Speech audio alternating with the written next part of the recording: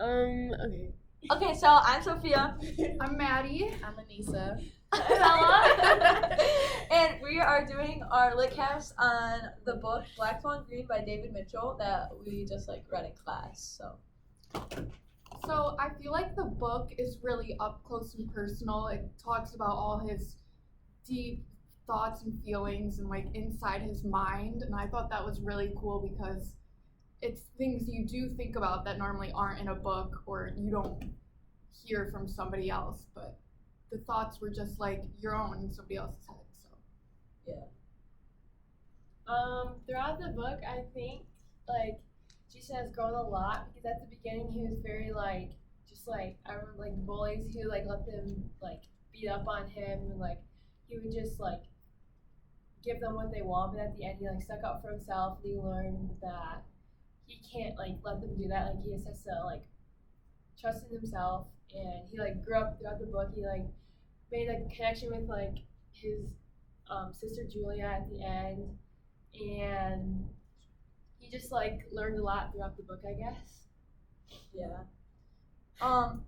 So I can kind of relate to the book a bit about him and his parents and stuff, because I feel when I was younger, that's kind of what my situation was with my parents. And then at the end of the book, we saw his parents got a divorce, right? So we saw the parents divorce, and I was I could so relate to this. But other than that, I think the book was it was okay. I feel it was more what you would see in a teenage boy, obviously because he's a teenage boy. But I felt it was more just reflected on that, or you know what I mean? He talked about all the stuff he did as a guy and all these jokes and stuff like that. So I feel it was a really good way to show his growth, as in a way of realizing that he's worth enough to be cool in the group. Because I feel even as teenage girls, we go through that, we try to fit in or try to change our hair, wear makeup to be cool like the other girls. So I really think it's really cool how it shows that he grew to know that he was enough, even though everyone else bullied him for being just him. Yeah. What Sophia said about the parents, I can also relate to that as well. He had to move at the end, and his sister was going to college, so that's just for sure a lot for him. But I think he grew and overcame all his bullies at the best time, the ending, which is when the divorce happened. He finally grew up and matured when that happened and could deal with it, and I think that was really good timing. You can throughout the book, you can really see the up and downs of the hero journey that he goes through, and at the end of the book, I think is when it all came together. He got over his bullies and he achieved whatever he wanted to get rid of. So how do you feel about Jason stopping being a poet? Do you think that was him being true to himself, or do you think that benefited him, or how do you feel about him just stopping his dreams? No, I think it was fine. He was using the fake name, and I know that one lady told him you should just not do poetry at all if you're going to use a fake name, but he was still doing what he loved, and he was afraid of his name being exposed because he would be made fun of, but he was still pursuing what he loved, and if it's a fake name, then it shouldn't really matter. I mean, he's doing what he loves in the end.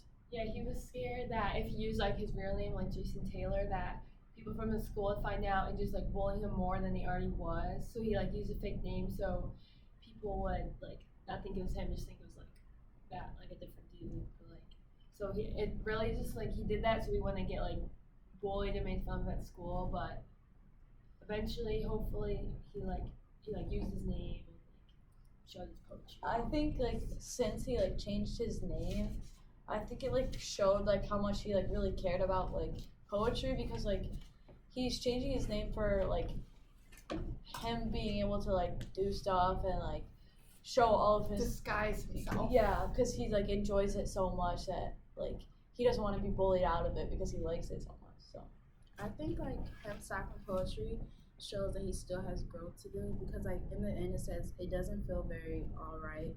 That's because it's not the end. Yeah. So I feel that was just a way of saying yeah, he quit poetry, but maybe later on he'll grow enough to be confident in himself to like openly say he does poetry. Yeah, and the woman gave him good advice, but I think she might have scared him a little too much. I mean, he is still a young child, and he was just trying to explore explore different things, try new things. He's obviously not a professional poet, so I think she might have scared him off a little too much that he stopped, but he shouldn't have. What did you guys think about like the chapter and stuff like with the sour ant? Do you think that like kind of like related to the book at all? Like, I don't want to say because like it like got reflected on, but like I feel like it was such like a random part in the book. You know what I mean? Yeah, the lake and the ant.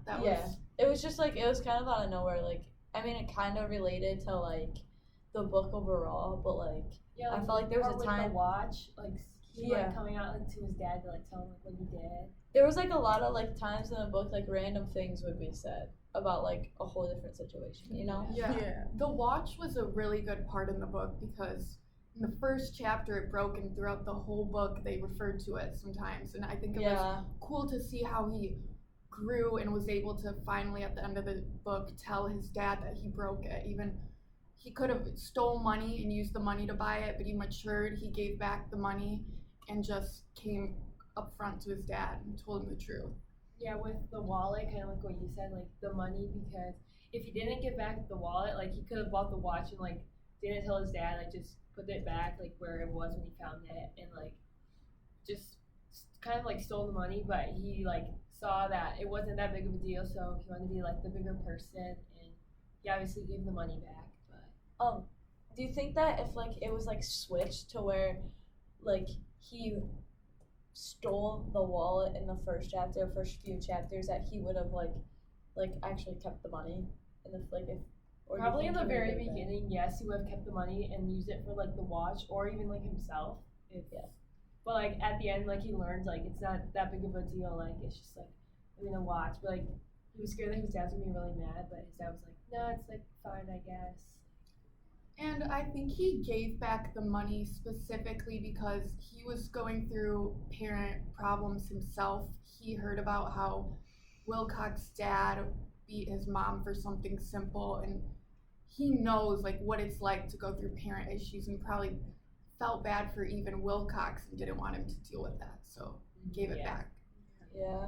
I feel like the book shows like a lot like of him growing up is like him figuring out sympathy and like listening to other people's stories, because in the beginning like he was very closed-minded, like he didn't care, he just like put everyone in a group, like he felt like his mom and dad were fighting all the time because of nothing, and like these boys were mean. And I feel like as he progressed, he started hearing people's stories, and it was kind of like it opened him up. Like he learned about like why his mom and dad have troubles because he finally started listening. He learned about like Wilcox's family because he finally started hearing stuff. Like I feel like throughout the book he opened his ears to just more than what he wanted to hear. Yeah. For sure, and he saw was this Dean? Yeah, Lauren. Yeah, he saw his parents and how they reacted. I think that for sure gave him some insight on how other families are, and that his might not be the lovingest family. And I think he just realized there's a lot of more problems than he thought there was in other people's families. Do you guys like think like there's like actual like situations like this book in like real life today, like the bullying stuff? Yeah. For sure. I think all kids who stutter probably experience that. Oh yeah, especially with that. Yeah, I mean, unfortunately, like it's really sad. They can't help it, but like they get bullied, you know, and people bully them no matter what, and they can't help it. So I think for sure that happens. Yes. Yeah. You know, it's like bullying, and also like parents getting like a divorce, and then like not getting along with like your siblings, I guess. Yeah. Like not having too many friends, that like happens like to some like kids and stuff. Yeah. And at the end, he even said how about his stutter, that it was if he wanted to fix his stutter, he could just not care how long he took, like not care about other people worrying about how long he takes to get the word out, and that would cure the stutter. And he learned that in the beginning of the book. We remember hearing him talk with his therapist about being so scared about his presentation in school. Like, he was really worried about his stutter, I feel like, at the beginning of the book. We heard a lot about that. Yeah, like he would like tell them like the teachers like don't call me. Oh, and then like there was the sub that one day, and the sub like called on him, and he had to read. And then like after they were done, another kid read and like pretended to stutter to like make fun of him. That was like sad. I think like even besides the stutter, like just him being a weird kid, like being a poet, being quiet, not being as manly. I think we still see that today. Like if people are not what we think they should be, like if they're not manly enough, or if they dress different, or like are a part of like different communities, they get bullied a lot because of it. So I think that's still very prominent today, even though this was like what, the 80s, and we still see it a lot. Yeah, I agree. How do you guys think Jason's relationship with his dad has changed like throughout the book? Compared to like, it's because in the beginning he was like they were all like one big family, I guess. And then as like throughout the book, he learned that like his dad like wasn't really like, I don't really know, because he like his dad like lied to Jason like when he was talking to like his boss or whatever. He like made up the thing, and like he realized that his dad like isn't who he thought he was. So he like just like realized that his mom was like who was really there for him, and like his dad was just like a figure in his life that wasn't really a big part. I think like the book was like really up and down about that, because like the first like few chapters it didn't really talk about him and his mom. Like throughout the book you can't really see like him and his mom until that one chapter with like the first half the mom and like the second half was the dad, like how they went on that trip or something, or they went to go like fly kites and stuff. Like I feel like that was like really up and down between them, but then like Jason kind of like saw the real side of him like after like all of that. I don't think his dad paid much attention to him. He got mad at him, for example, when the gypsy showed up to the door and Jason talked to him. He got mad at him about that, but I feel like it was a lot about the parents, like not about Jason and his relationship with his parents. I think his parents weren't focused on him that much, and that's why he was having such a hard time getting through being bullied and through school. And then at the end it shows how the dad tried to put in effort so they could fly a kite, but I think that was like the only really situation where he put in effort to try to spend time with his son. I think the dad was focused on the divorce and work and didn't focus on Jason that much at all. Yeah. I think the dad like caused a lot of his change, because like even in the chapter where like he's with his dad and like they run into his boss, like his dad clearly said the rock was like a vital serious vibranium, and then the boss says it's just a little trilobite, and then you see the unborn twin of Jason says like kick the Wazok's shin, but we see that the unborn twin is normally like the good one, the one that's like encouraging him.